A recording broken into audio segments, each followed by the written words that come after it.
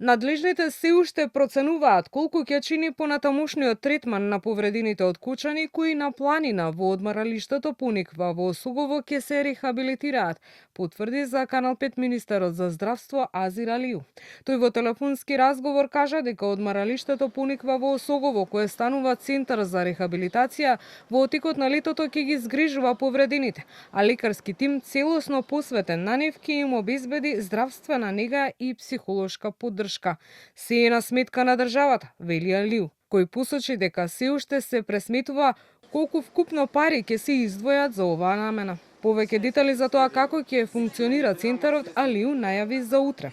Од владата информираа дека одмаралиштето со 27 соби и 56 легла ќе биде ставено на располагање на Министерството за здравство до 20 август, а доколку е потребно и подолго. Нашата обврска како влада е да понудиме и да обезбедиме целосна здравствена заштита. Граѓаните ќе имаат комплетна поддршка без да платат ниту денар.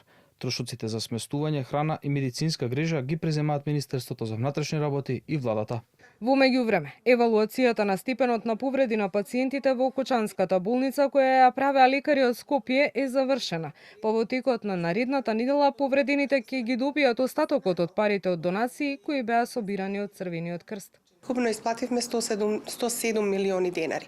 Или можеме да ги кажеме во трите категории 13.000 евра доби секој семејство кој што за жал изгуби член од своето семејство, 5.000 евра доби секој пациент кој што се лекуваше во странство и 2.500 евра доби секој пациент кој што се лекуваше во државата, односно поминал најмалку 48 часа во болниците во нашата земја. Вкупно 107 милиони денари. Очекуваме да го добиеме извештајот од Министерството за здравство, како што веќе јавно се знае, комисијата која заврши својата работа, имаме веќе 5 групи, очекуваме извештајот многу брзо да стигне до нас.